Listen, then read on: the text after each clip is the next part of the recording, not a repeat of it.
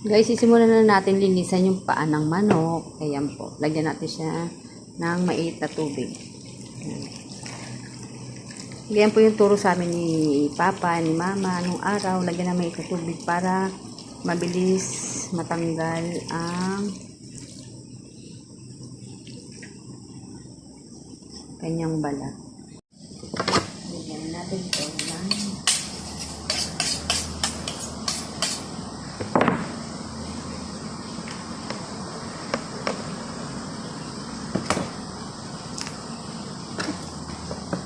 mabilis naman guys yung pagtatanggal ng balat niya.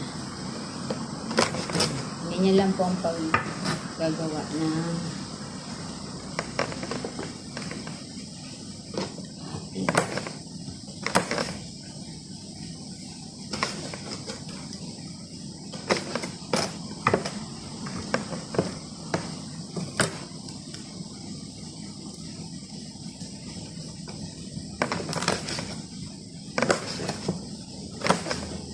medyo matuloy na yung ating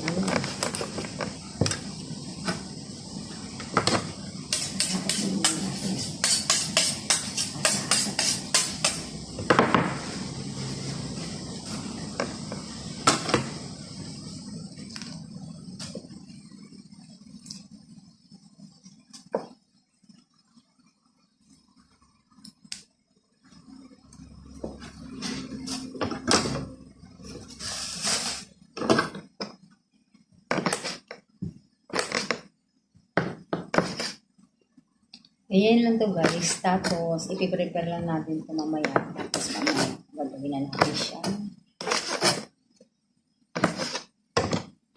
Medyo mabusisi guys. Pag gagawin ng ganito.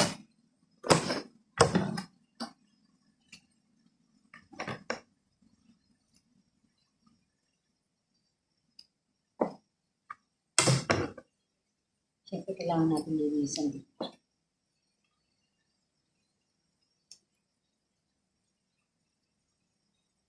Hindi na natin guys tatapusin ang paglilinis. Basta eto, nakagawa na po tayo at linisin natin siya.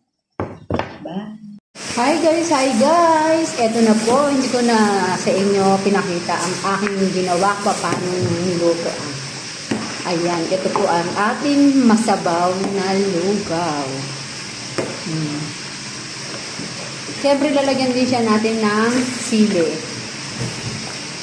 Ang paganda at parsley.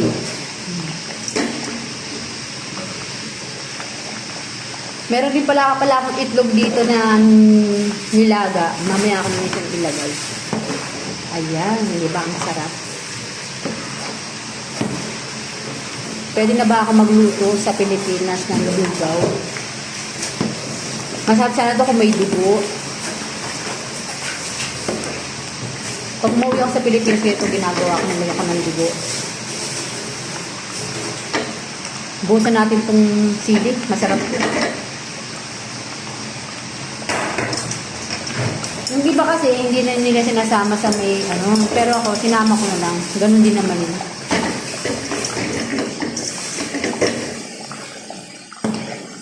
Palaputin lang natin ng konti. Tapos, pwede na siyang kainin.